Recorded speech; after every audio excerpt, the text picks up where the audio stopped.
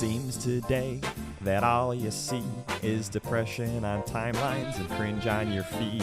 But where are those good old-fashioned gamers on which we used to rely? Mikey is a Fourside Fights guy. Mikey is a gamer, some an entertainer. He knows how to help us get real high. He's a Fourside guy. And welcome to Fourside Fights featuring Jackzilla, Nick Yingling, Toph, and Zane. Not that one. This Zane now. All right, citizens of Fourside, I'm the cheat, and I know, number one, I need eTop bad. Number two, if Nintendo ever pulls the plug on one of my tournaments, I'm burying the stream where they'll never find it, and that's on Tumblr Live. Number three, someone lined Edwin Budding's pockets and robbed us of our first of what I'm sure will be many, many awards. He'll be mailed a Polaroid photo of himself on his couch watching Survivor shortly. And number four, the J-Eazy concert was only the beginning. I'll be arranging a full ensemble musical opening number for each major to boost Friday viewership. And Foursiders, I need each of you to audition right now. Let's go to newly disgraced former host Jackzilla. Mikey is a Fourside guy. Derivative. Bullshit. I was the chorus, next. I was the background. Let's go to the avatar himself, Mr. Elemental Penguin. Night swimming deserves a quiet night. Photograph on the dashboard, taken years ago. Every street light reveals a picture in reverse. Still, it's so much clearer. I forgot my shirt at the water's edge. The moon is low tonight. These things, they go away. A whole chorus. Replaced by, I don't want to hog the Okay, mic. that's enough. All right, let's go to noted chess player Toph. What's up, Mikey? Just glad to be here, man. I'm glad to start with this -5 score. I like clawing my way up from the depths. That's what it's all about. Out of your audition as well. It's going to go to -7. All right, let's go to the person who's definitely winning this show, Nick Yingling. What do you got for me? Is this the point where you tell me how to play the game, or? Oh. Okay, whatever. Welcome to Fourside Fights. All over again? We've got four outstanding guests tonight who are going to act as pundits as I throw topic after topic at them. They'll give their takes, and if they're entertaining or interesting, I'll give them points. If they're boring, repetitive, or patently unreasonable, I will subtract. And of course, I can mute any contestant at any time for any reason. The player with the most points at the end is our winner. They get to commentate the three losers as they take it to Fourside in a free-for-all, so we can see exactly how their punditry translates to Melee. Let's get it started with our first topic. It's a new year since the Foursiders last convened, and the holiday-themed birds from Target that our wives all love have been put away. In the meantime, we had S2J take home another gold after Function 3, this time at Genesis Black. J-Mook's controller appeared to work this time during Santa Paws Grand Finals, but he lost to Cody anyway. Cody then won his way to number one in the world at the match with a 10-7 win over Zane. Then we saw two former BTS creative producers top 8 their respective regions Arcadians. Foursiders, what was your biggest takeaway from this winter? And let's start with our currently last place contestant, Toph. Dude, for me, it's got to be Zane Cody. I like that match just happening is insane. I just feel like I'm shocked that more people weren't pissed about it. I was so ready when I heard, the pitch for the event. I was like, dude, people are going to be so fucking furious. And I do know, because we were talking in the pre-show about like rankers, seeders, those sorts of people. I do know some of my very close friends in the community who are involved in seeding tournaments. I know some of them who are like deeply upset, like they're so mad, and I can't even really ask them I can ask them why they're mad and they can't really explain it. I think it just goes against what they believe in really strongly, which is the data and the that whole deal. But I don't know, I just think it was dope. I love fucking throwing down the gauntlet and just scrapping it out for number one, because I think that we all would have liked to do that at some point. It's just such it's just poetic, and both the players were down for it, and I just think it's dope that it happened. Yeah, hold that thought. We will get into that a little bit more in a different topic, but I do want to go over to Zane now. So should I not talk about that, even if I have a take on that match? Yeah, save it for the next one. Oof. Okay.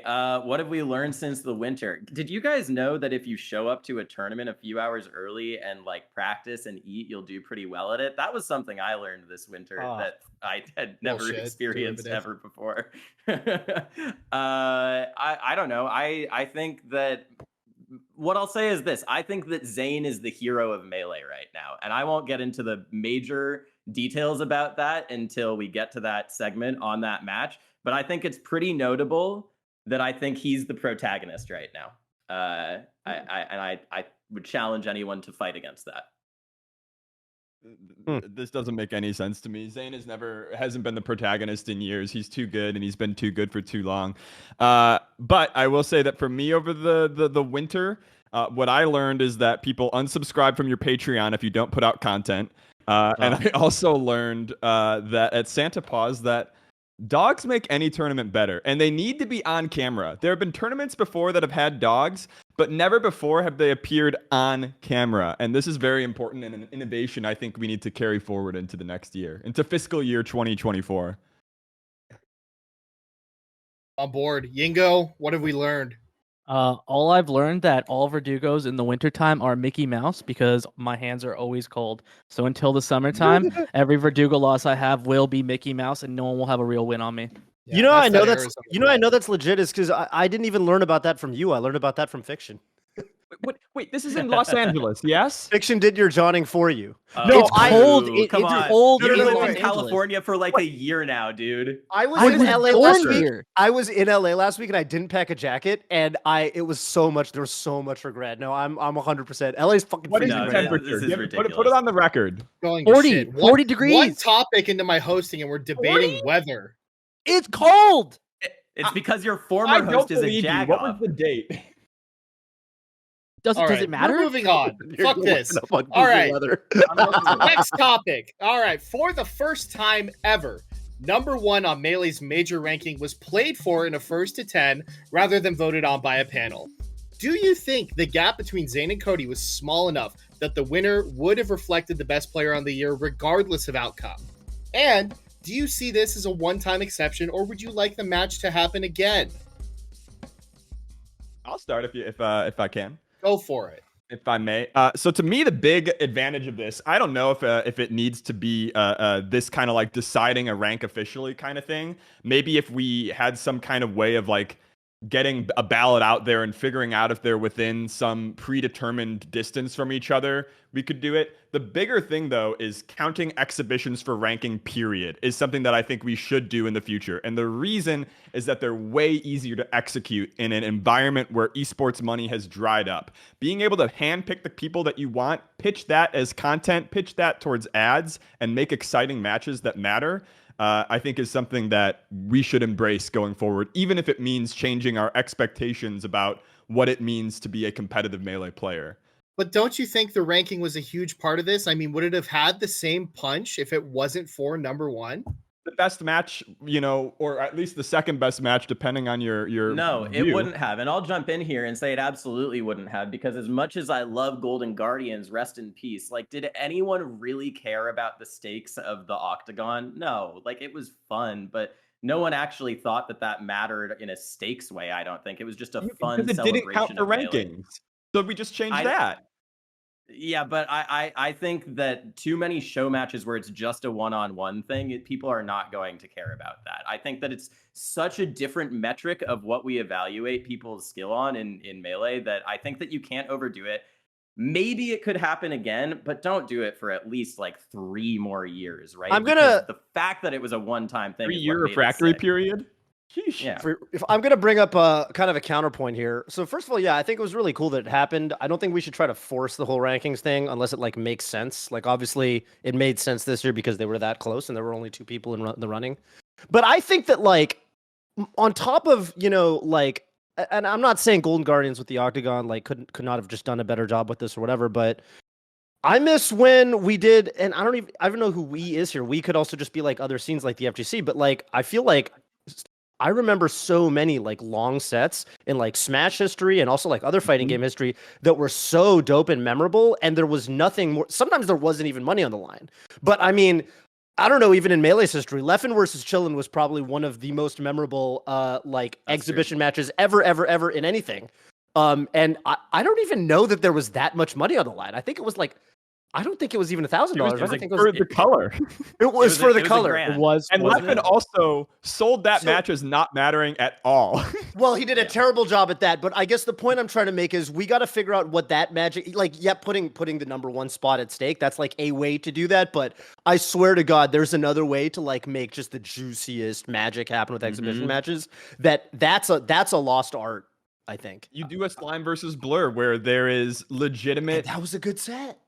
That was a great fucking anger. set. Didn't have to be good Melee. But I think that it's because it's not just about rankings, right? I think that the big fuck up here is by saying just do more matches for rankings. I think more exhibition sets is a good idea, but having to tie it to rankings is not. That's a really limited way of looking at it, I think. And I think that it also, like, this was the 1 year where it made sense, right? Like, this was great. You could have argued for some of the Hungrybox Armada years, like in 2019, right? Like, then it would have made sense.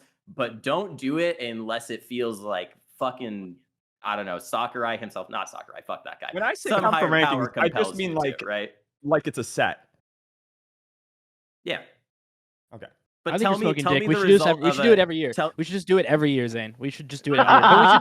But no. We don't have to do it for one. You don't have to. Not for 1 and 2. Not for 1 and 2. Not for 1 and 2. Well, okay, yeah, but Ludwig streamed Baldur's Gate and got 30K more viewers the next stream, so it really didn't matter that much. Dude, no, we should do it for 100 and 101. That's way more hype. The little guys are way more entertaining than Zane and Cody. Yeah, that's a good idea. 100 If and Melee had 101. romance options like Baldur's Gate, we would get those numbers, and you know that. Sure, maybe.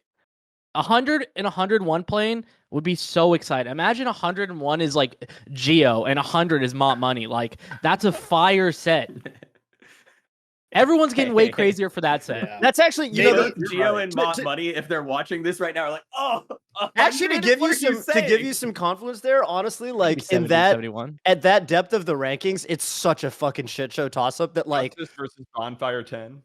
yeah, perfect, right? They're always 100 and 101, whoever they are always close enough that it's completely reasonable. Yeah, maybe Okay, we but just imagine- take the 5 closest on the rankings. Yeah. and we throw Make them them do a back. round robin. It was the Egg 101 to Awards. Imagine if 105. it's for best Twitter. Imagine if it's Bonfire 10 versus whoever the other fucking nominees for best Twitter were. I don't remember because she won. But that's like meaningless bullshit stakes are great. And that's honestly what 100 versus 101 is. It's meaningless bullshit stakes, so then you can get as dramatic Hey, as as someone who was It literally. as someone who's been ranked in the deep, don't tell that deep to upper Reed. 90s, that shit is not meaningless. You hold on to that shit for dear fucking life. Holy shit, I was 97 one year. I was like, give me that 97.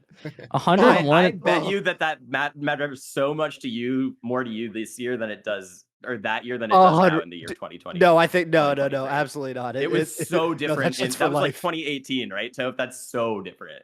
Can I have one more thing about the match that I don't think we mentioned Sure. that references this Chiron, Mickey Mouse #1, Chiron, which is Cody took a big risk doing this because Cody was ahead.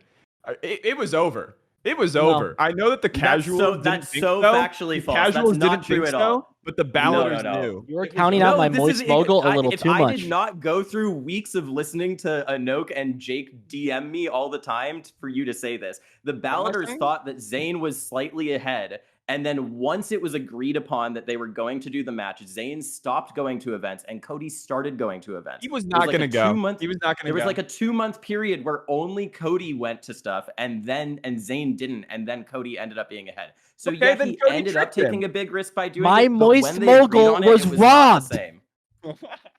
My moist mogul was tricked, and it's just unfair. He played a Mickey Mouse match for #1 for no reason. All right, let's move on. Yeah, I think all Zayn right. really wanted to go to Santa Paws, and this was the decider. He did. He told me. Can Quiet we quitting. stop talking All right. about the guy with my name? Hey. It's so fucking annoying. Give it up, everyone. It's time for the annual Fourside Fights Awards Gala. Woo! Time, everybody. Now, we only give out one award here at the Fourside Fights Awards Gala, and that's for Cocaine Fox of the Year. Who was yours? Skurzo. Skurzo. Yeah. Really? Oh, it's the most likely to actually be on a mind-altering substance while playing that way. Any other answers wrong? Yeah, I have like a more personal answer. I don't think this is like the tournament results answer or whatever, but this is like how I feel when I play against them. Dude, have any of you guys played fucking Steech? Oh wait. I swear to God, I've seen. I can't fucking beat Steech. He's on a man. box. It doesn't count. No, but it's cocaine fox of the year, bro. That is the criteria. You know what I'm saying? Like He's He using the is cheater secret cocaine. I don't know what to compartments. say. when I'm playing him, literally when I'm playing him, I'm like, this guy is playing as if he's on more amphetamines than me. I can't do anything. And I'll play like literally, I don't know. I'll play better foxes, quote unquote. And then I'll play fucking Steech, and I'm like, this is fucking. How does anyone ever beat this guy? Then I look at his brackets, and apparently he loses to people. I've never seen it happen. Preposterous. Yeah. Unfortunately, as much as I'd love to give it to Cody for being the first solo fox to do it, he is a sober fox. Like, I know that you could say, Well, you guys are going wrong. on, Oh, it's Jack? an Adderall fox. Blah blah blah. If you have ADHD, Dude. Adderall doesn't feel like anything. This is the cocaine fox. Oh. It's salt. It's you have salt. ADHD, grow up. I don't know It what to say. might be- I accept the Skurzo answer. This is fine, but Salt's fox is cocained out to the point where she cannot win with the fox in any meaningful place yet because it's just too many lines, just around the room, one big snort, and then let's go. Like It's a summoning salt. circle, like a summoning circle Yeah. of A summoning white powder. circle of summoning salt. I'm Somebody's salt. actually gonna. I'm glad that Jack said he can't make it Cody, because I honestly think it's Cody. I think Cody gets really typecasted as this like nerdy procedural fox because he's from the East Coast and he came up on Netplay. But you watch the things that guy does to Marth, and just when he's locked in, and it's the most hyperactive bullshit I've ever seen. Like, he's playing on another level, and calling him a sober fox is insane when his breakout tournament is legendarily because he was given shots of tequila and was told to loosen up. Like, how Alcohol, I are you? would Like, Is that's this a just real insane. story?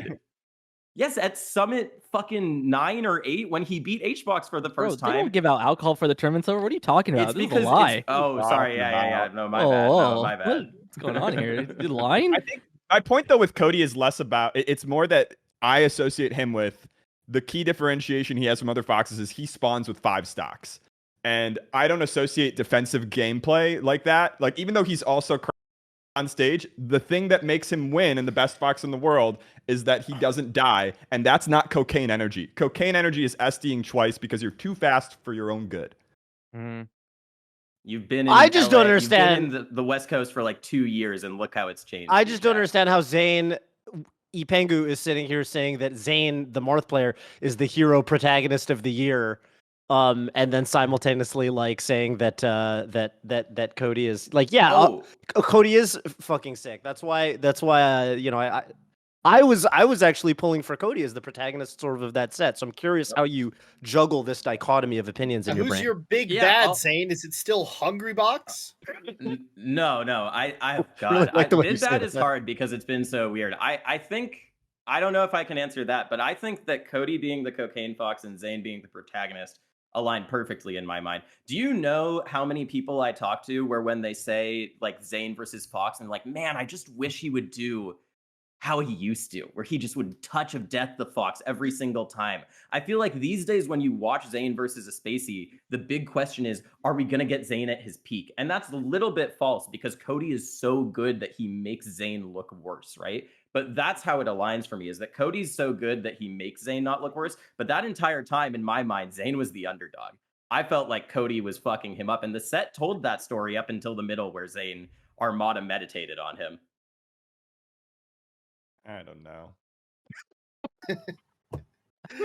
Yeah, I don't know if I buy I it. don't know. We'll Zane's see. Zane's a It's a good protagonist. sell. It's a good enough sell that I can't say anything except we'll see you in 6 months. You're when telling me none you of that don't makes watch sense. Zane drop a combo and be like, oh man, I just want to see Yeah, him but that fucking reminds me of kill like that Luke guy. Skywalker in The Last Jedi. That's not the protagonist of the film. It's the washed protagonist who you like want to do one more cool thing before he dies.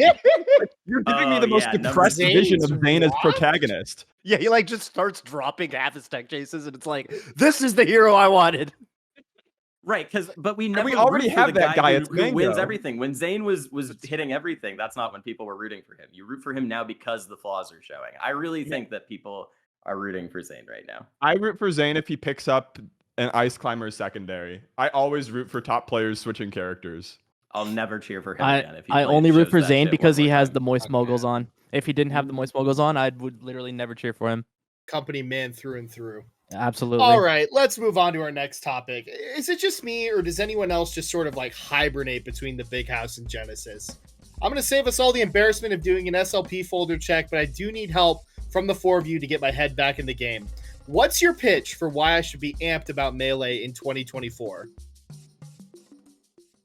I'll go first. I keep seeing Mango say he's gonna sort of start playing again, and I feel like Mango's somebody who we got to add him to that list of people that are obviously exciting. I mean, he's been obviously somebody that everyone cheers for so long that it almost feels cliche to say at this point. But we saw him at his lowest when it came to caring, right? And he was still getting like third at these events. So I don't know. I just think it's any top player interest we have where somebody's saying they're going to take the game, seriously after some short hiatus or whatever, like that's good news to me. I do love that. We should be excited because it's going to be Josh Man's first major win this year. That's what we should be excited Holy about. shit. Wow, dude. You're singing my tune here, bud. And care to elaborate? That's my other moist mogul. He's the one I care about maybe the most, Yeah. I'm not telling. There's It's nothing more to say. It's actually a little fucked up that Moki's been on the roster as long as he has and is objectively probably closer to his first major win, and you have not shouted Moki out at all. Like Josh Man just got signed, hasn't really even played under the banner. How about you yet. just say the word Look, Moki? So I've we know that you shared know how to say socks it. with Josh Man. Okay, there's just a bigger ball. No, I get it. I know. I'm just know how to saying. If pronounce I was the other Moki, I'd be player's like, oh, name? that's kind of fucked up. I'm just saying. Look, Moki's gonna win the I'm one just after. I'm just saying. Look, Just if saying. you're trying to cause beef within the Moist Moguls, that's a problem. There's no beef in the Moist Moguls. It's just they're both gonna win, and then maybe Zane journalist. wins the first one. I don't know. Toph What if they is just all? revealing the What if they truth. win? What if they win every major? What if it's Moist Mogul season I and everyone else apologize. can fuck off? Nick, I apologize. You're right. I was out of line. I think you should be excited for Melee because we've never had a scene like this before where so many top players are playing together frequently and making each other better. And I don't just mean, Zane and Cody play all the time and they have their cute little tweet, oh, there's nothing better than waking up playing with my best friend, whatever. I mean that when Salt posts her combo video, you're seeing Mango clips in there. And when like all of these top players, Kalindi is labbing with Salt, labbing with Zuppy, who just decided to pick up Falco, lapping with Fiction. Like this is the most collaboration between top players we've ever seen in terms of getting better at the game. And maybe that's part of the reason why we're having trouble finding stakes for these high profile matches. But at the same time, I think that really like the level of play in Melee is going up in a way we haven't seen forever. I know that's like a very normal answer, but it's I'll really contest sick. I love it. Zane. You're my antagonist Great, in this can rely episode. on you. I think the level of play in Melee, we're good enough now. And we need to go back to hiding our cards a little bit. I used to shit on HBox so hard because he would refuse to play with everybody, but it created 4 years of him being this massive, literal Thanos compared villain in the scene. I think we could do for like people practicing within their regions, super chill. I love to see people doing that, but I don't want to see the two players that are the best in the world fighting every single day. At least fucking run it off screen so that we have some tension when we get to the big house or these big tournaments and grands. You know what was so sick this year, though? Because I do kind of agree with you. But at Gommel, this all blew up because Zane and Moki play all the time. And then Zane went Roy in the crew battle, and Moki saw fucking red for the rest of the weekend. And you could see it in his tweets, and you could see it in how he played. You did not need to shine Kadoran that many times. You were just like, it's a man with a sword. I'm mad at him. And that's all Moki was doing there. So I think it's sick. I agree with you. Things are a little bit chummy right now. But if we have enough hatred within ourselves, like Curtis Pratt does, we can make anything happen. Yeah, I do think that Moki somewhat, he might have a contentious relationship with the beast inside, but if you can tame it, it's a potent thing. I think for me, the thing I'm most amped for Melee in 2024 is it's very tentatively, the word on the street is these Nintendo licenses for the big events have not been so hard to get. and I'm still worried that they're putting us all on the list so they can get us later. But for now, what seemed to be a very doomer situation is looking like it might actually, in fact, open up for some of the larger events a little bit more stability in getting sponsorships, which could be healthy for a lot of those that are struggling. Yeah, here's hoping that pans out for us, because if not, Because oh boy. it always has before. Am I right, guys? Yeah, No, definitely. yeah, I don't have a lot of hope, but I'll take 6 months at a time, because we always had the backup plan of just saying fuck it. So I'll take the gains for now, and if it turns bad, then we'll deal. Yeah, I would like to see a police officer come. Moving on, Egg Dog Scramble 2 is coming up this weekend in Vancouver, British Columbia, Canada. Aklo, Salt, Zamu, Spark, Sunsei, and I guess Cody Schwab's Falco will be there. Which of these players would make the best Nardwuar interviewee, and which top player will Graves defeat, adding legacy points to Slime's tally? Nick Yingling, any thoughts? Wait, is Zane not going? Is that what you said?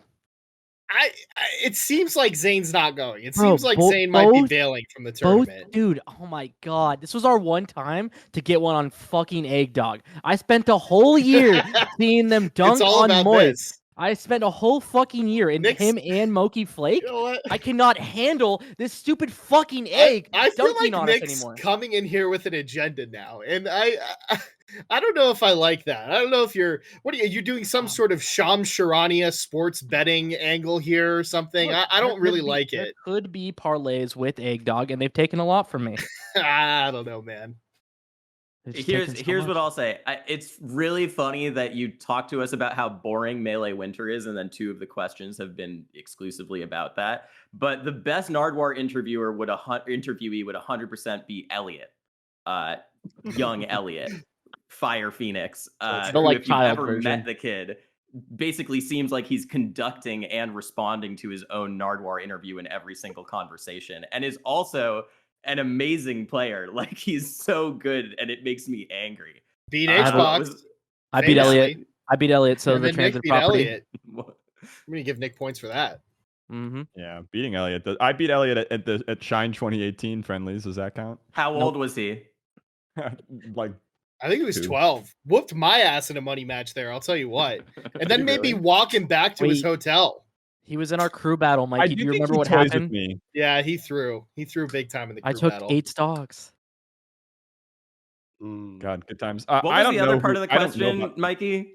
Something You asked about who's the best Nardwuar? Nardwuar interview and who's gonna Who is win? Nardwuar? Sure. Oh. Who do you think is gonna win? Who do I think? I'll go out on a limb on this Aklo, one. Salt, Oh, go Zamu, ahead. Spark, Sunsei. What's up? Okay, I was gonna say, I feel like I talked to Sunsei on the, on the boat after either Battle of BC or Gama, one of those. They do boats in Canada. It's interesting. And I gotta stop. dude, Sunsei is like, man, I almost don't even want to like. This is whatever. I'll just say, yeah, he's like, that guy's like actually. I don't want to say hateful, but man, that guy's got a chip on his shoulder. Not in an evil way, but like, man, that guy wants to beat people. That guy like really wants to beat people. And like his shift in demeanor, I think, from when he started first getting good to like, I don't know. Okay, I just get this impression from him now where he's like, fuck all these guys. Like none of these guys are even on my level. And I don't know. I just feel like he doesn't play that often. At least at these big events. And I actually think that because of the way he plays and the way he thinks, and like some top players, they don't show up for months. And you're kind of like, okay, where are they going to be at competitively? Because we haven't seen them for a while. Are they practicing? I feel like Sunsei's the kind of guy, he doesn't show up for months. That just makes him hungry. So I feel like when he does show up, he's like an uncaged animal. I mean, it was the same thing. I think it was Battle of BC. I swear to God, that was the last time I saw him beat my ass. Yeah. And he did like ridiculous in the tournament. I think he beat, I don't know. I don't want to say it. Or he either beat Moki or Lef in one of those two. And, you know, I think he's just going to maul people. Yeah, I think he beat Moki at that tournament, maybe. I'll say this. I Sunsei is like dark-sided SFAT. You guys remember that one speech Armada gave SFAT one time where he was like, but... Oh, no, I can't do the Swedish accent. Sorry. Wait, try it. You can do it. Oh. But, Zach, you can beat anyone. That was pretty good. You remember that? You remember that? And Zach talked about it for like 2 years about how that changed his mindset. Sunsei talks all the time about how It was you, Toph, right? Who gave him that speech, and it like changed his entire competitive. Does he talk about He's that? sort of the armada of He giving talks about speeches it- to Fox players. He talks about it to me all the Right. time, but I feel like it made him very evil. So he's Good. dark-sided. I'm not here for friends, SFAT. I will say Sunsei's had a rough little run recently. My pick to win the tournament is Salt, because I feel like this is exactly the field that she excels at. The level of people where they're all like not on the absolute elite level, but they're all hyper contenders, are where she displays that she is playing in fucking light speed and you're not thinking about the game the same way as her, or if you're thinking about the game, you probably fucked up already because she's killed you. So I think this is a perfect type of field where Salt will just maul everyone, and it would be so sick for her to win. I would love for Salt to win. Almost a sort of cocaine energy to her, would you say? Yeah, she plays Fox and wins a set. I'll trade you 5 points. I'm going to go with the other part of your question, Mikey, which was which top player will Graves defeat, adding legacy points. I think that this Cody Schwab Falco is going to be absolutely fraudulent. He is playing a shit here that only Mango can pilot, and he's going to be rusty and already have won his throne, and he's not going to feel like this matters or has stakes. This is going to be an unranked queue for Cody Schwab, and he's just doing what happens and will smile and laugh when he loses before top 8. Yeah, following in the legacy of Silent Spectre's 0.9 win, I do love an Armada number with caveats. So that's going to be a great one. All right, Nick, anything from you on Egg Dog Scramble aside from this is just an Aklo sweep, honestly. His bracket just looks so perfect for him. Mm-hmm. What is his bracket? It's Dawson into Sunsei into Salt and to win the tournament. Dawson wins. Sunsei's terrifying against Fox sometimes, but I think that like he's not really a Fox Ditto specialist as much I think as he beat Moki. I feel like Aklo would just make him very frustrated and make him very tilted. And then I don't know. Actually, Aklo and Salt kind of have beef, right? Did anybody see their tweets recently? Mm-hmm.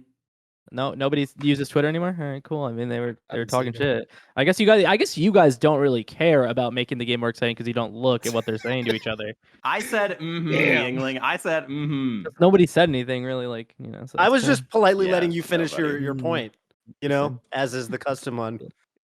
It's just I love like you're in the middle of polite Fourside Fights. Polite Fourside Fights is what really gets us going. Taking turns, being kind. Okay, well, if you're not liking it, then maybe let's switch it up. It's time to return the 4-pundit format to its former glory and talk about sports.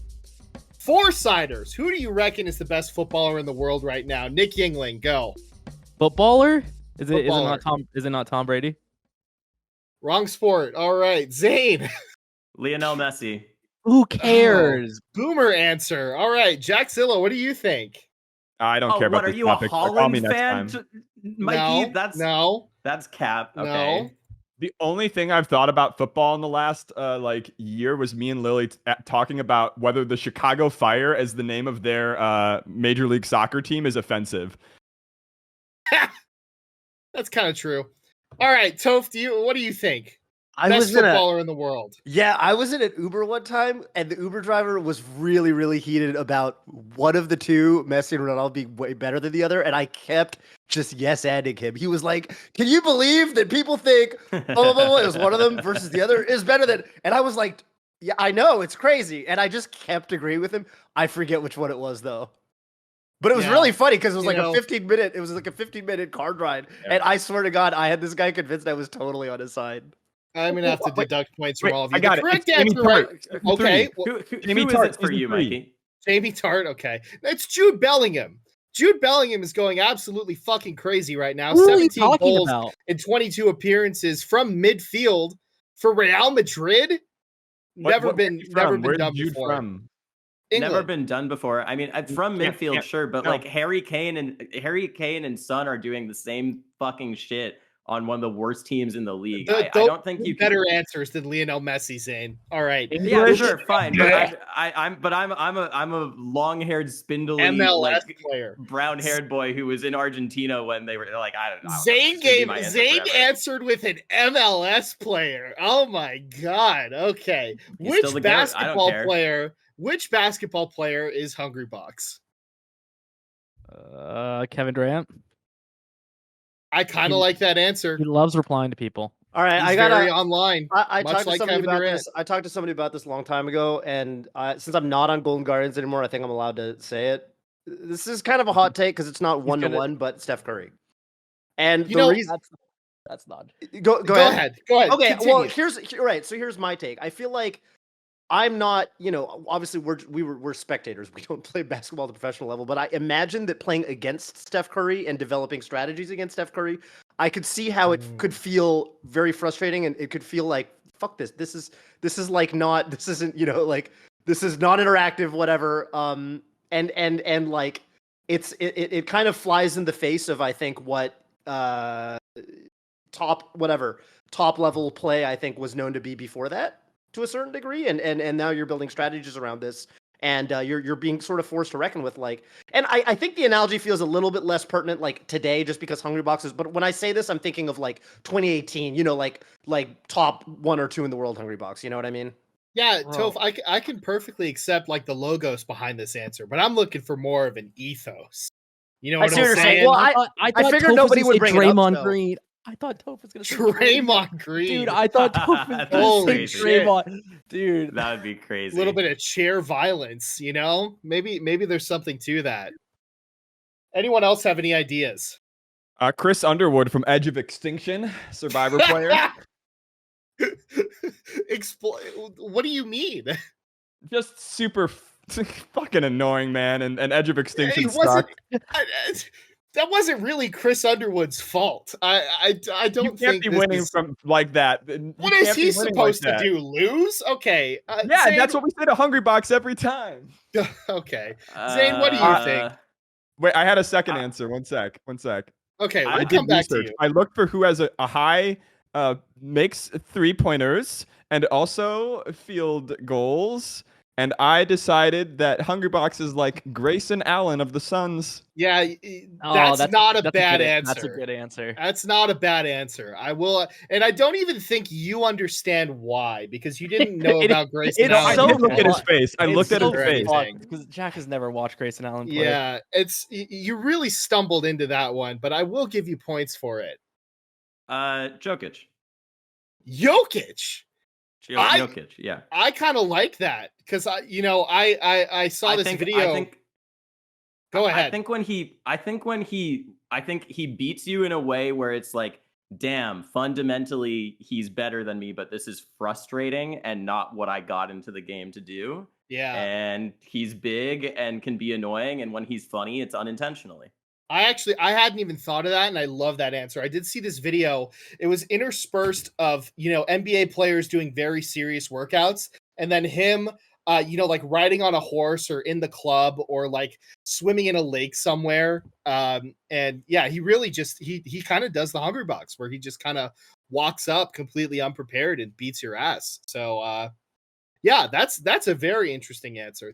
I think this was a good segment, everyone. I'm glad, we were all light on our feet for the sports topic here. Doing People our think boy that I need Tony to watch Reali. the games to understand the players. I Yes. just need a spreadsheet. Wait, Mikey. I tell you everything I need to know. Mikey, before we move on from sports, the score of the Trailblazers and the OKC Thunder right now at the fourth quarter is 118-58. Oh my god, the Thunder are winning, I assume. The Thunder are absolutely. Oh wait, it's the start of the third quarter. I'm sorry. That's crazy. Holy shit. All right, enough sports. Thank you for humoring me. Which one were we on? Okay, it's this one. Nick Yingling has been making a foray into competitive Call of Duty under the tag Aiden Calvin. His team placed third in the $150,000 GGCS playoffs tournament, and Nick won approximately $3,750 in the process. Has his Call of Duty legacy already exceeded his Melee legacy? No. Nick, we'll save you for last. Oh.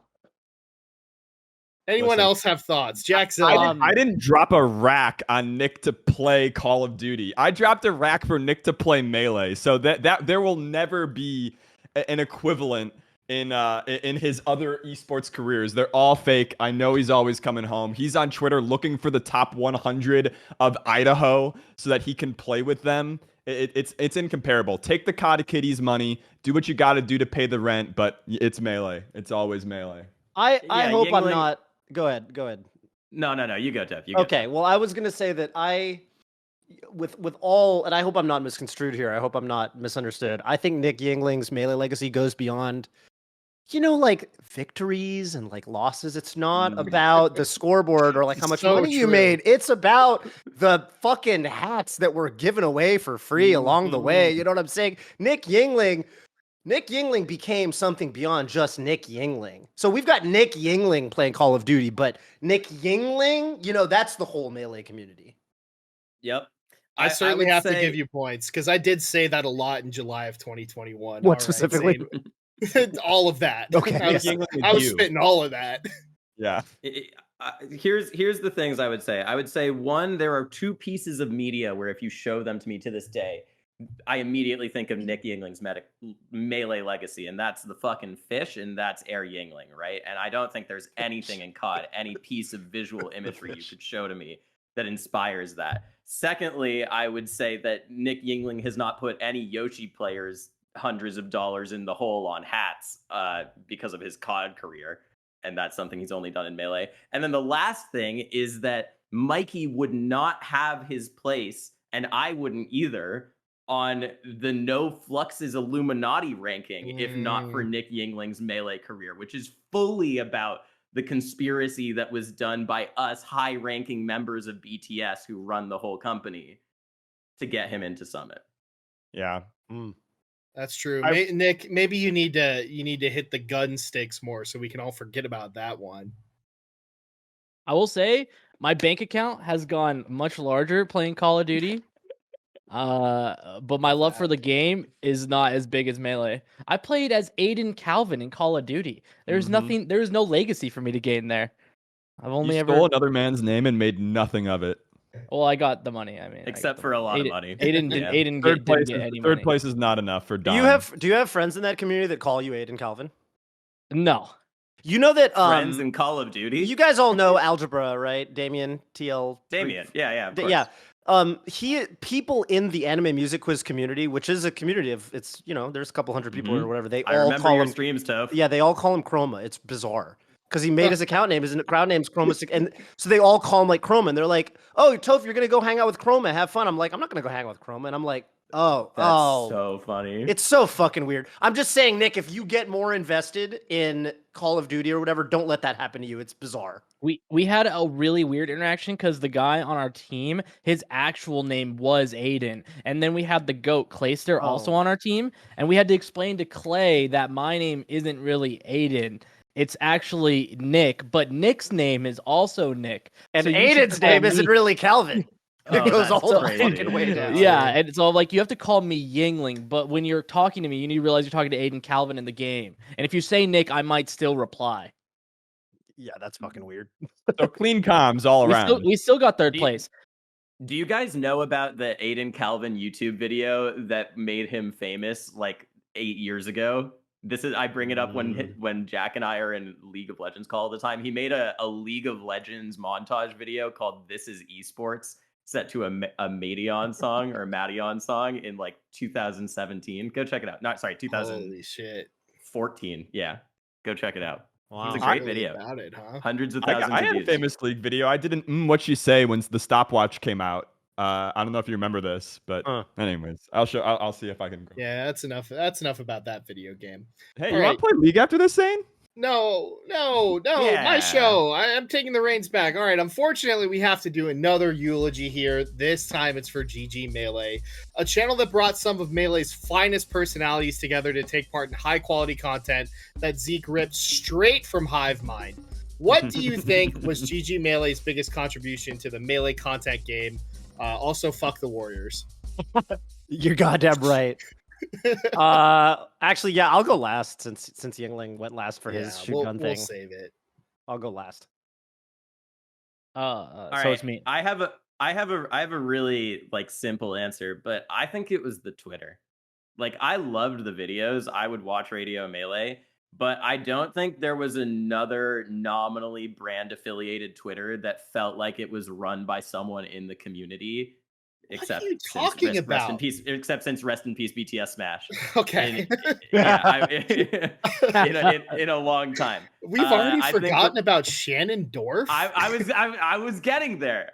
I just think that really, like, usually when I saw a team tweet like, "Wow, let's go Mango" or something on my timeline, I was like, "All right, nice lip service, guys." But it was so Who clear are you, that, like, Cloud9?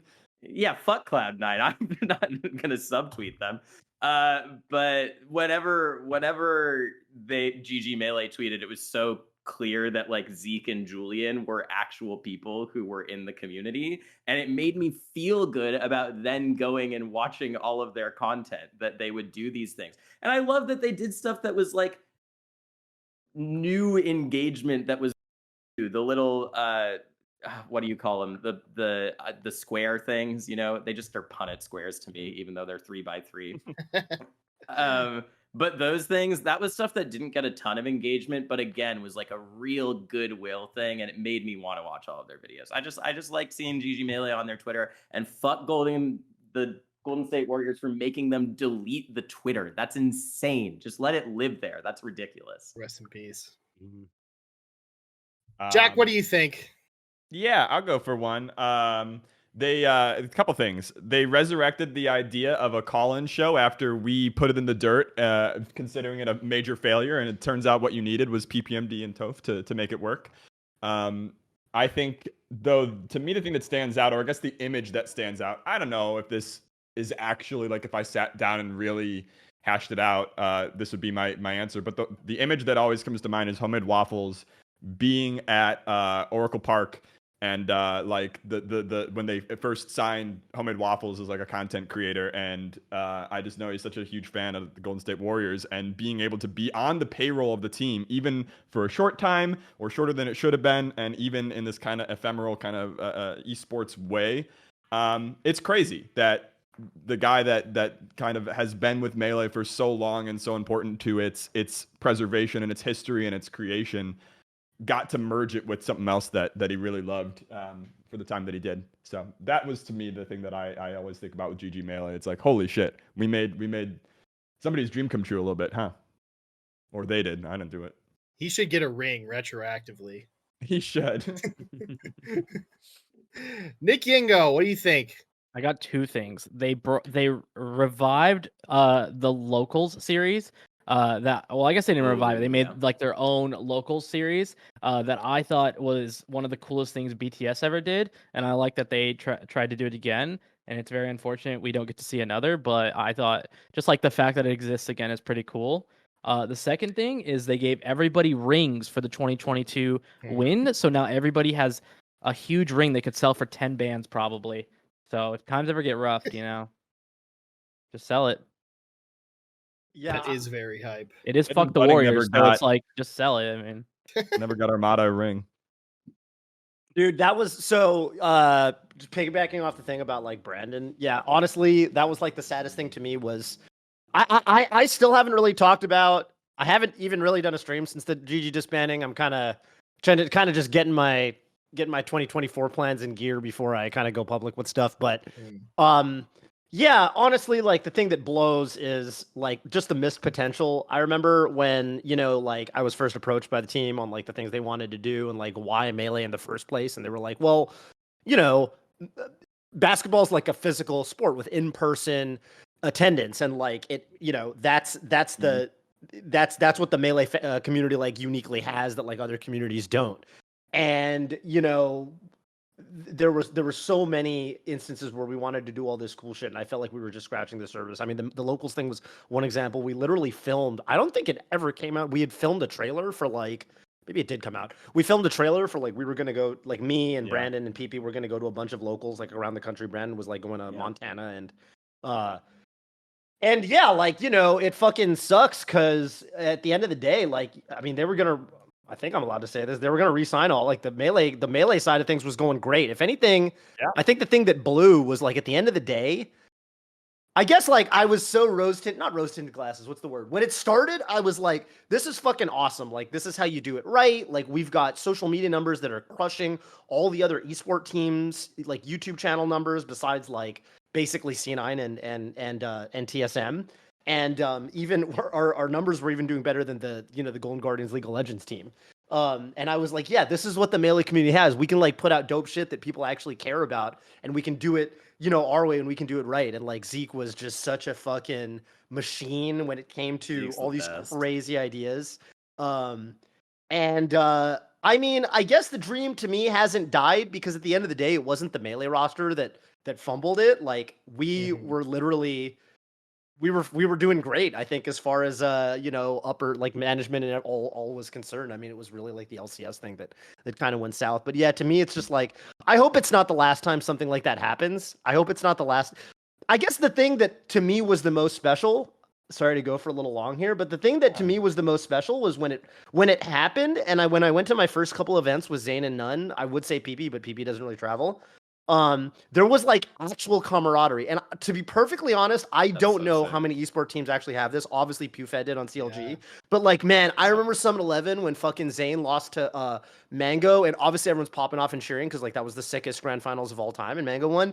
And Nunn was like, dude, we should go see if Zane's okay. And like we had a little like Golden Guardians like fucking huddle in the corner. We're like, and we did a little fucking debrief. We're like, how you feeling? And he was like kind of talking to us as he was like, yeah, Mango he outgritted me. Like it was just pure grit. Like I couldn't hang in that sense. I couldn't hang in the grit way. I wasn't ready for that. And we were kind of doing, and yeah, it actually felt like we were on a team, and like we actually became way closer friends. I don't know that's that common. I feel like I see, obviously I'm on the outside looking in. I don't know that many esport teams actually have like, because in Melee it's a 1v1 game. So does it really make sense that you're not really on a team? You might play each other in brackets. Yeah. So yeah, to me that was the sickest thing. I hope it happens again. I hope I'm probably out of the game for good. I'm not gonna fucking go hustling for another fucking esport team probably ever. But I hope it happens again. I hope the esports dream can somehow be revived, even though it feels like Melee is probably moving past that whole money influx bullshit. But it'd be sick if it happened again, because it was good times while it lasted. Yeah, I'll say I remember at Genesis 8, it was the same shit when Nunn made top 8 with that crazy win. Like, I remember multiple Golden Guardian people coming over while I was interviewing him, be like, yo, good shit, man. Like, it really felt like camaraderie. And I was talking to Zeke about it, and he's like, well, we have to get Nunn. Yeah, we had big Luke too. Fucking love Luke. Yeah, man. It was so sick. It was so sick. Guy right there. I have two things to say to you about GG Melee, which is that the fucking guess the rank video where they're all PPMD. I was thinking if that was a spoiler, but it's in the title. It is one of my favorite pieces of content of the past year. That was amazing. And then secondly, I'm hoping for a little insight on something I've been wondering about. And if you can't give me an answer, if it's trade secret, that's okay. I could tell you after this anyway. Okay. I've always wondered if the Warriors dance team thing to the Melee remix was actually to the Melee remix, or if it was to something with a semi-similar BPM and they just played that shit afterwards. No, I actually think it was to the Melee remix. Yeah, that's so sick. That being said, I wasn't literally physically there, so I guess they could have lied to me too. No, but this is so much of the history of Melee is these coups of these like sharp forays into pop culture, and we get to do the SpongeBob. Look, there we are, and then we recede back to our place, having known that we've pulled off another heist. Every heist like of some major organization that we sapped their money and made great stuff with it for however long we pull off the heist, it is a success. We call it a eulogy. I say it's Ocean's fucking GG Melee. True. Yeah, it certainly did hit different, and we will certainly miss GG Melee a whole bunch. Speaking of NorCal, let's talk a little bit about Genesis. We've only got 5 weeks left until the Super Bowl of Smash is upon us. Melee singles at Genesis 10 sits at around 1,250 entrants at the time of this show, with 11 days left of registration. That means that it's likely to be a top 10 Melee bracket of all time, and the second largest in the 2020s behind only Genesis 8, which was the first post-lockdown installment of the series. Similarly, Big House and SmashCon saw year-over-year growth. Despite that, Genesis was the only tournament last year to bust through the 60K mark for viewership on its main stream. Are we due for a regression in attendance to match lower viewership? Or is it actually fine? Or are we going to keep busting through with higher attendance numbers? We're not due for a regression in viewership, Mikey. We're due for more brackets that actually live up to the attendees thing. I think that this is a little bit of a controversial take, but for the past few years, Genesis top 8s have not matched other top 8s. Yes, Jmook won. That's not all the top 8, right? I think that we haven't had a really banger fucking top 8 of Genesis in quite a while, and people always bring up other tournaments when they talk about the best sets of the year. But those first few Genesis back, when it was Armada and Mango duking it out and Mango plot armoring his way through Leffen and everything, I mean, that is, I still remember, like, almost, my head hurt so bad. I felt like I was going to pass out because of how loud I was cheering when Mango beat Leffen. So I don't think we're going to see viewership numbers fall at all. And I can say, and from working with the Genesis team behind the scenes, that they're pretty proactive about trying to keep stuff interesting. And some of it is a little bit out there, and they're not always trying to do what other tournaments are trying to do. But I think that that's cool for the biggest, most legacied tournament in the scene to like constantly be asking, what can we do more? What's the content ideas you have? What can we get on stream, et cetera, et cetera? I mean, hey, they had Fourside on, so that's got to count for something. But I just think that's cool. Bobak and Sheridan are constantly asking me, because I run commentary for Genesis, like, can we run commentary this way? How can we do it this way? And like, it's different than every other tournament. A big benefit of last year, and I won't go too long in this, and I won't reveal anything, we had a kind of walk-on thing last year, right? Like trying to emulate Summit stuff. And we're going to try and do it better this year, where commentators can walk on. And some of it was really good, and some of it was fine. And we didn't get as many people as maybe we would have liked, not as many top players. But there were some commentators who walked onto those and fully elevated sets that were the highlights of the tournament. And I, as commentary manager, watched those sets later and was like, cool, you get a Genesis spot now, because I think that you proved yourself and you did super fucking well. And the only other tournament to try and do that is Full Bloom. I'll pay Jack his flowers where he's due. And I think that's super cool. They're really trying to keep moving forward with the times, dream big, and then if you can't do it, say fine, like we tried to do something big. Shout out to Jmook sitting on Chrome's lap. Bro, he was sitting on a lot of laps last year. Yeah, I think I He was sitting commentated on a lot of laps. Who did I commentate with you, Toph, last year when I walked up? Oh yeah, I remember that. I think it was V and Toph. I don't And know. The viewership was there like was 5K. It was crazy. It was dope. Yeah, that's Yingling walked up and it would just whoop. that's the Yingling effect. That's Dude. what we were evaluating this year when we were talking about what to do on commentary. Yingling on more spots. That's it. Mm-hmm, mm-hmm. I loved commentating with you at main stage. I want a Yingling block. Dude, when they just have trio, when they have the quadcast and you can just walk up. Well, I guess I didn't walk up. You guys snuck me in, but the quadcast with more than 2 people is very fun. The quad's fun for sure. Yeah, it's fun when you don't feel like you need to say something, like, because Yeah. if nothing else, like, man, I remember at Genesis last year there was one where it was me and Armada and Hungry Box, and I was like, okay, like, you know, and they're just kind of soaking it in. They're just being Armada and Hungry Box, and I'm like just enjoying. I'm like sitting. I'm like, I don't want to say that much. Like, Dude, I had the worst block with Armada at Shine doubles top 4 a couple of like years ago, like maybe 2018 or something. And I was, first of all, I was worse at commentary. I love commentating with Armada. Oh my god, it's so yeah, that was not my experience. If Really? I keep you in mind whenever Adam decides to show up to it.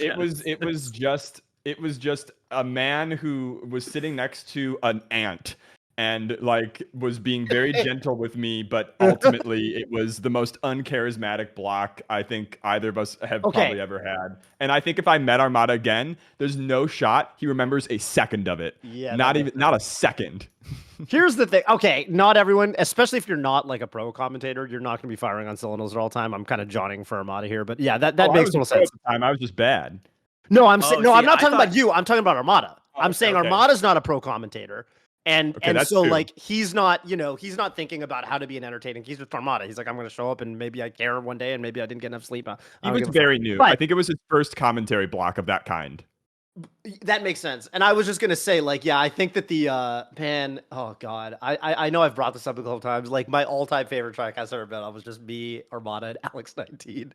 Because like Yeah. because you know, Armada can be low energy, but then Alex is like, oh my god, like what the fuck, Armada, and then he does like some funny Swedish voice, and he's like, Such a good Armada, if Alex it was you, you know, you'd be like, oh, that, you know, and he does his little Swedish Alex 19 voice, and Armada's like, I do not sound like that, you know, and then I'm just like bridging the Alex 19 energy and the Armada energy, and it's just perfect. It's like you got like, no matter what type of human being you are, you're gonna latch onto something there. What I'm getting from this is make fun of accent. Hire Alex 19 for Always every works. It event. worked for and Vish, man. It worked for Make Vish. fun of accent is always But should huge. it have worked? I do want to answer the topic about attendance. I think we've gone through a weird choke point in Melee demographics, and we're coming out the other end with a lot of people that were like very into Melee in college that took a few years off because of the pandemic and like finances being sharp as they entered the workforce, who now have like integrated Melee as a hobby in their life that they spend money on. And with fewer majors like out there in the world compared to when they were in college, 2018, 2016, 2014, you get to just say, hey, I'll just go to the two big ones. That's what I'm doing this year. And so attendance, I think, is actually likely to be very healthy for years to come, as long as people still have friends they want to visit and people they want to catch up with. Viewership, I don't know what to do. I think that they continue to be innovative, as Zane said, but all of esports is suffering on viewership. I don't know if we should compare our numbers declining as some evil thing. I would rather us compare our decline to like everybody else's decline. And I think in that respect, we do well. I love it. Anyone else buying Melee attendance stocks right now? Man, I'm also going to say that in general, yeah, I'm with Jack on the attendance thing. I'm not that worried about specifically Genesis and Big House for sure. And then I'll also just add that, man, I got to say, like, just as a personal note here, I think my least favorite part of being a streamer by far was caring about numbers.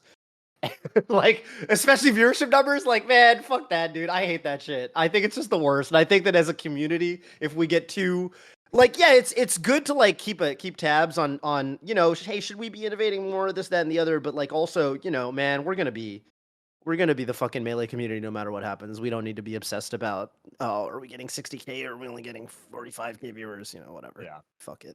Yep. Yeah, Agreed. I'm completely on board with that, and you know it's real because I get paid per viewer minute on this channel that we are streaming on right now. There you go. I'm no shill like Nick Yingling. What are your thoughts, buddy? The attendance is just always going to keep going up, and the viewership is just going to be bad sometimes, and sometimes it'll be good. It's just random. It's just literally just random. Honestly, we should start pumping them. We should start cooking the book. We should start cooking the books.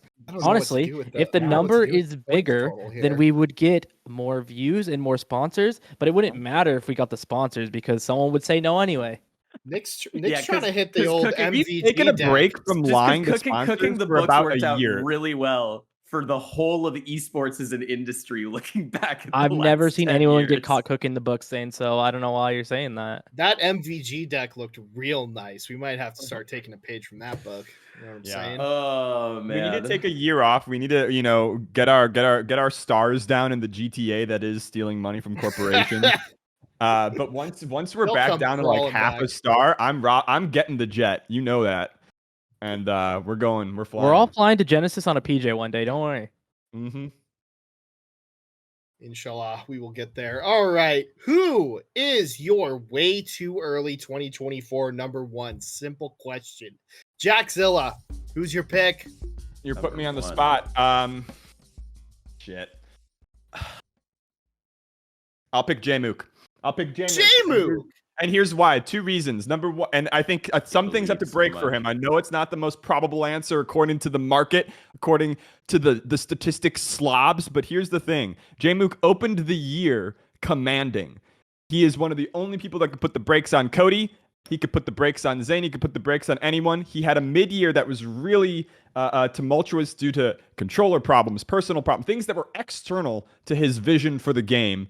And I think the other last piece of the puzzle is if he needs to, he pulls out his Fox secondary for a couple of these matchups here and there. Just sprinkle it over that H-Box part of the bracket. And Jmook has all the tools he needs to do exactly what he did at the beginning of last year, which is crush everybody. I don't know if I'm buying the J Fox. All right, what else? Who else are we thinking here? Zane, are you buying the Jmook here? Cody, not at all. No, because I mean, Jmook's biggest problems this year were getting upset by 20 to 50 range players who had matchups he's not familiar with, and that's fine because he hasn't been at the top that long, dude. He lost to Morse code too. That's Samus. Controller was broken. Cody. Morse code's the GOAT, top 20 player. But I'll just say, like, I love Jmook, but he just hasn't been up at the top that long, and I think that maybe this is the year where he starts to put that together. It's Cody, and I'm not gonna just say like because he won the thing.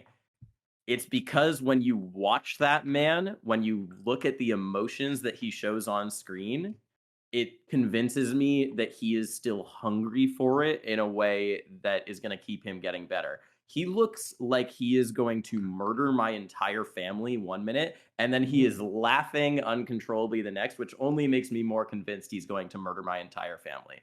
Cody has worked so much on his mental game, the undoubtedly weakest part of his entire game over the past 5 years, in the past year, and you can see it reflected in his play, you can see it reflected in his player cam, and how he laughs and how he adjusts to things when it doesn't bounce the right way for him.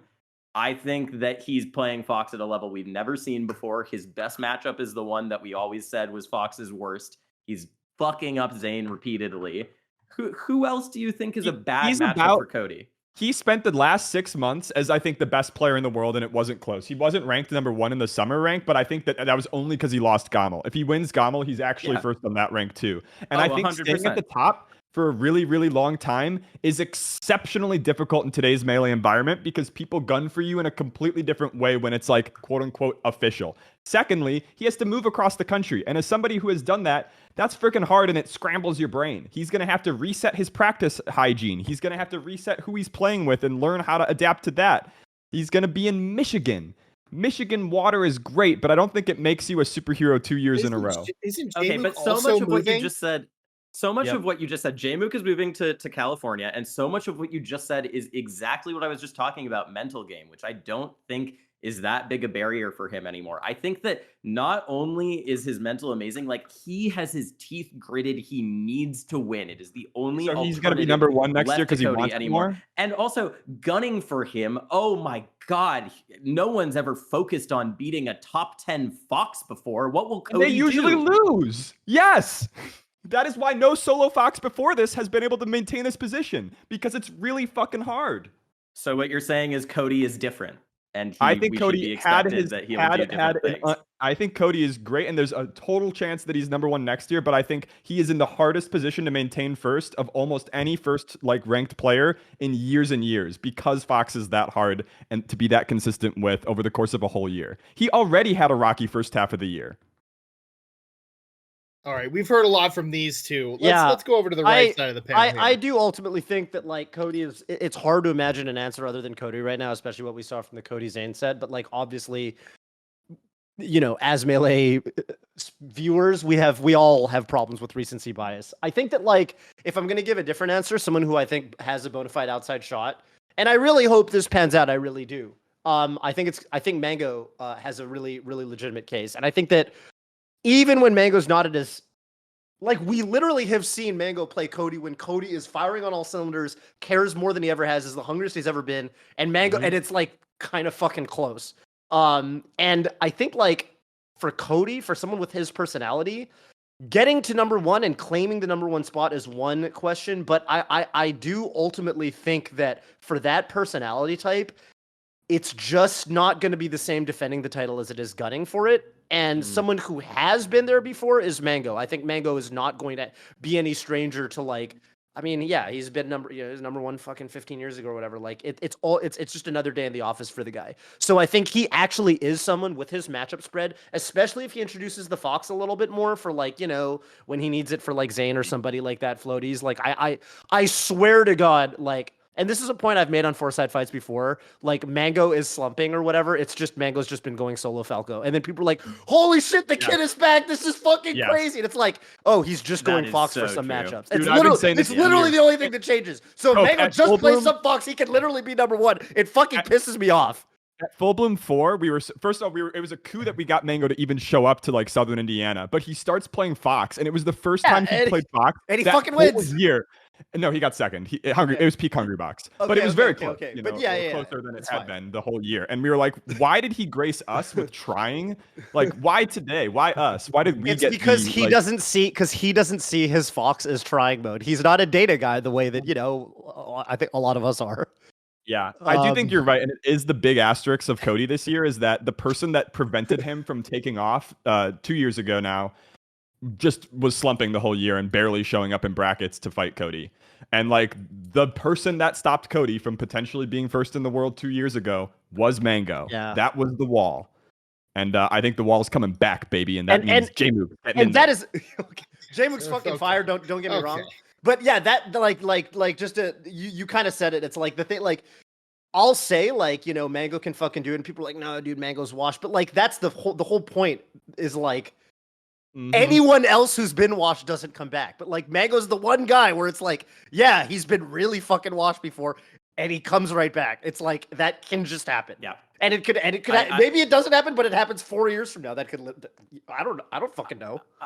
I do fully agree that anytime you count out Mango, you're being ridiculous. I remember at Wave Dash like a few years ago where people were like, there's no way Mango beats HBox. He's lost the last 4 times. Right. It's like, oh yeah, we've never seen Mango lose to HBox 4 times in a row and then beat him again. No one could have anticipated. It's ridiculous. But I think that if you're picking Mango, like I think that's a totally valid answer. That's a real answer. Because yeah, if he fucks up Cody, that's the one roadblock for Cody. You can't name another one. It's Mango on fire, not Mango who goes 1-4 with him on the year.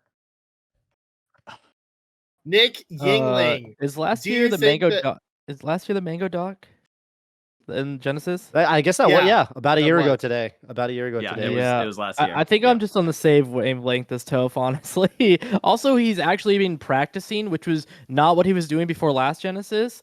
So I just feel like he's taking the game so much more serious, and I just really want to see Falco win, honestly. Even though the character's so dog, I do like seeing him win. The Yingling in pre-show, this character is a mid-tier. I'm done with Falco forever. You'll come around eventually. Dude, I'm actually going to add... Wait, Nick, and Yingling, you actually made me think of something, but thank you for bringing up the Mango Dog thing, because another point I wanted to make was like, dude, I swear to God, like with Mango, like he is the kind of, like his personality is such that I think he really felt burned by like how hard he went over the online era, and then he got like 100%. To him, he felt like he didn't get the recognition that he, to me, I'm like, dude, literally they started saying Mango's ain't, but whatever. He feels like he didn't get the recognition that he deserved. Ranked number 1 of all time. Yeah, now he doesn't really care. Whatever. It was exactly. What matters is that he felt burned. That's what right, actually matters. And it seems like he's kind of over that now. It seems like he's like kind of in a spot where like he's not really taking it too seriously and too stressful anymore. And that's exactly what it looks like when he tends to start kind of dominating again. So I actually think, I don't know. He's out here posting informational videos about Falco, and it's just him and Kalindi talking for 20 whole minutes, and they're just talking about Falco. I was like, I've never seen him post like an informational video like this. The only other time he did it, Yingo, you remember when he posted the single hit up air JC Shine on top platform thing, and I was like, what's happening? I remember that. When has Mango ever did this? That was so funny because for the first, I've never seen Mango do that. And the second thing, it's a thing that like many Falcos do, but with the tiniest little adjustment of the big thing was like cross up their DI with the dash JC Shine. And I was like, that was crazy that he ever did that. And then he said, I'm going to do this a bunch more. And he never did, which is what we expected from him. That's the Mango. Don't need it, baby. It'll be pulled out in game 4 of like grand finals of Genesis. A year ago, he's just posting Dr. Mario and Mario videos, bro. Like it's so different now. He's just gonna win Genesis and be number 1. It's over. It's already solved. Yeah. Well, I do like that it wasn't just a Cody sweep here. I was kind of expecting that, but you all make some convincing points. Oh, wait. Oh, my God. Mikey, do you know who no one said? Who everyone says is the big villain of Melee? And no one... It's Zane. I gotta give you. Yeah, I'll this say- guy's Zane's the my number underdog two. now. Zane is the villain of Melee. Zane's my number 2. So Wait, also, I'm just no saying, one ever said he was the is villain. not the Yeah, unstoppable what are you giving force him he points once for? was. This fucking straw man Yeah, bullshit. You brought up that he was the protagonist, and now you're the person who's riffing on it. You can't be the I like. love- No one He's- even. No one he's agrees. Mango's- I he's absolutely Mango's No one brother. agrees with the Follow phrasing. that. You can't argue with the Mike. phrasing I'm that you making invented up that for no one the agrees win. with. I'm a sucker for a callback. Hey, it doesn't even matter because you know what? We're going to our fucking tiebreaker, and everyone's in the running here. We're all within 4 points of each other. So, your task is very simple: defeat me in yard combat. What is your strategy, Jackzilla? What are you gonna do? All right. So when I was in high school, I had this history teacher that was trying to teach us about the American Revolution. This teacher used to brag. He was like, 1% of people in history have been as tall as me and as big as me. 6'6", like 250 pounds. He's like, I am Great Britain. I need the scrawniest guy in class to come up. You're going to be America. And the jockiest guy in class, he got some quarterback, you're France. He starts wrestling with the Frenchman, and he's like, you got to jump on my back and start bothering me. And so I jump on his back and start bothering him. That's how I beat you in the yard. I find somebody bigger and scarier who can battle you one-on-one. And while you're distracted by this Frenchman, and he will be French, I'm on your back, I'm poking, I'm annoying, I'm making it happen. That's my plan in the short run. You give me 6 months, I'm trying to go to the gym and maybe I'll be strong enough to fight you. My favorite part of that story was that Jack didn't need to say that he was America, the scrawniest guy in the class. We just all knew it was him. Yeah, I don't know. I'm yet to decide whether or not that's against the rules. Zane, what do you think? Well, you said yard combat. So what I'm thinking is I get a really, really bright flashlight and I shine it off of Anthony's Ooh. forehead and blind you. Ooh. bit of against the rules. And that's gonna just make it a totally uneven matchup. He's not participating in the fight. It's the yard he's around, and so I'm using the environment. I use the natural albedo of his forehead to give myself an advantage and use the terrain. Crazy that you think that'll stop me. All right, Nick Yingling. I'm gonna run at you full force as hard as I can, and if you go down, that's hype. And if you don't go down, I tried my best. But I will run at you with all of my body. That's it. I like the gumption. I'm not gonna lie. Okay, Toph. Yeah, what are we thinking here? Honestly, I don't really know the rules of the yard combat, so I'm just gonna assume that I can use objects in the vicinity. So I'm probably gonna pick up Aiden's little fucking folding chair thing and kind of use that as a weapon. I mean, I feel like if you introduced armed combat into the equation, then it kind of mitigates the size and weight advantage that you have over me. So I'm hoping that kind You of trained. You trained for fighting. I know, and what I learned from training for fighting is that weight classes exist, and probably I cannot defeat you in hand-to-hand combat. I think that's literally how that works. So if I did karate for 7 years as a kid, and when I left and quit, I was like, I've learned to avoid fights. And that's when his history teacher said, "You're America." Dude, I sparred with the guy who was like 250 pounds, and I've never felt so helpless. It's just like, no, what am I doing here? What am I doing here? I'm getting a good workout. That's what the fuck I'm doing here. This is great. This is great. I'm getting my cardio in. Okay. Yeah, Jesus fucking Christ. Yeah. Well, I called it at the beginning of the episode. I'm going with the person who's not messing around with any bullshit implements or second people or whatever. Bald heads? What the fuck is this? The correct answer is that you will lose, and for that reason, Nick Yingling wins this episode. Congratulations. What a surprise. What Nick a surprise. Yingling. Everybody give it up for wins Nick something. Yingling. Mikey's running again. We Not cooked much we cooked the books again, Mikey. We cooked the books We fleeced again. these motherfuckers one more time, baby. We just And can't lose. It's a $150,000 prize pool again. All right, Oh, we'll it be goes back back soon. Everything. We'll be back soon with the fight on Get nothing Fourside. back. Stick around. All right, Wait, I'm leaving. Fuck, I'm are leaving my we- unranked game. Sorry. what was that? Are we fighting? Yep. Go. Yeah. What Let him happened duke it to out. Falco? Why did Falco? Dude, this is. Because I'm on the East Coast. I don't know. All right. It's bad. You guys will have to commentate your own because it's actually unseeable for me. Actually, Jack, you should stream to the. Yeah. I got Let it. me go. Jack, Let me I'm on hide. it, boss. I got it. You got This it? is huge, Okay. this is huge. Yeah. There it is. My king, my champion.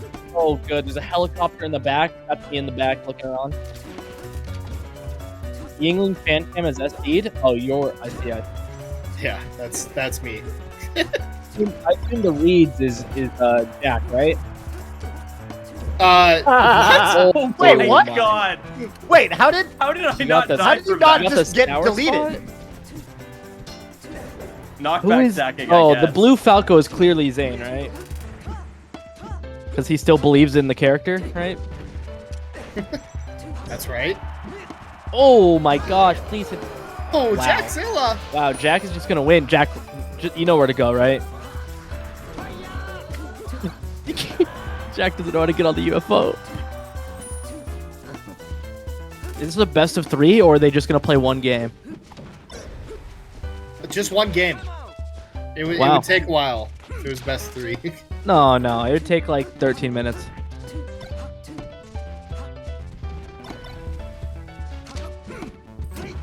I love seeing everybody play a free for all. It's really just beautiful. It's just how Melee was meant to be played.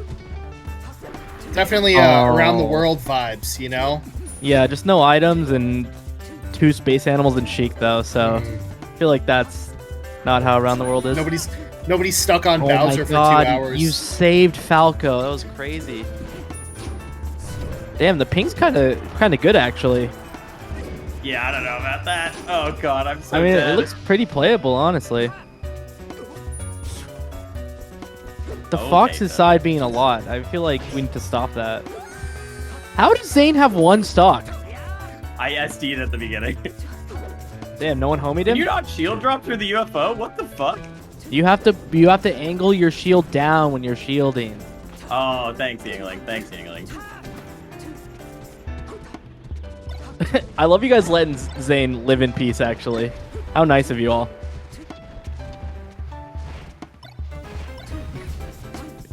That is Okay, not never what's mind. It's happening fuck Zane. anymore. Never mind. It's fuck Zane now. Oh.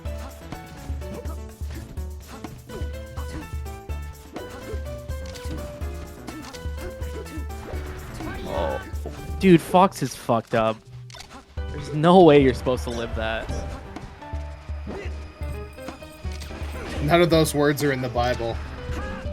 I'm hearing so much audio. I need to.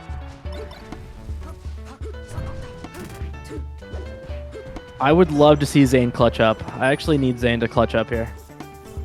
Okay, heard. Oh, Yeah, Jack you're is dead. targeted. Actually, you're dead.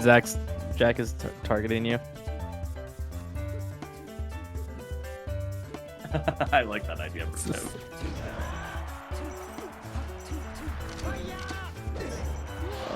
Oh my gosh! Double prizes! Zane!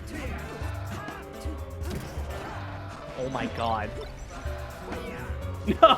Oh. It is just crazy you went from double prizes to dead. Well, at least we have a fair 1v1. I should have SD'd at the beginning. They just murdered the bird. Actually, this matchup is kind of Sheik favored on this stage. I can't lie. I believe in Jack from the net play we were watching earlier. Oh no. Oh my gosh, wait. Toph's been practicing. Toph's been practicing off stream in his free time. If I'm Oh my- dead, is it West Coast pinged out? No, Jack! Wow, Zane cursed you. The heli's back. The heli's back. Oh my gosh. Damn, he goes on the small building. He gets away with it. Dude, there's a door on the small building. What the fuck? Oh! Oh my, up air? No jumpy? Let's go, Jack. Oh Let's my go, gosh. Jack. The greatest dash attack of all time. What the fuck is Wait, he doing? Oh my gosh. He's up being. Oh my gosh. Yup, Oh, yup. it's Jover. Sheik doesn't live these.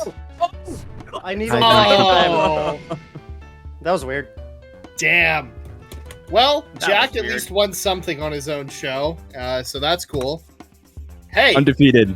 yeah, hasn't Why did my completely lost aspect Fourside ratio Fights left. change? What Yeah. the hell? Hey, thank you for watching Fourside Fights. We'll be back at maybe in person sometime. We'll have or an episode maybe in- between then and Jenny. Yeah, okay, we'll do that. So tune in 2 Thursdays from now, probably. I guess. That's our usual cadence. And thank you for watching tonight. If you'd like to support us on Patreon, it's patreon.com/Fourside Fights. It pays JD and Jack and maybe me if we hit a certain threshold. So that'd be high. Hit your Twitch Prime so they can all get paid. Surely there's some Twitch Primes in here, right? Is there a tier I don't list? think- of I don't think these you see that paid money. based on what Patreon No. tiers you You hit? see that money. Go to the Patreon. All right. Thank you for watching, everyone. The page.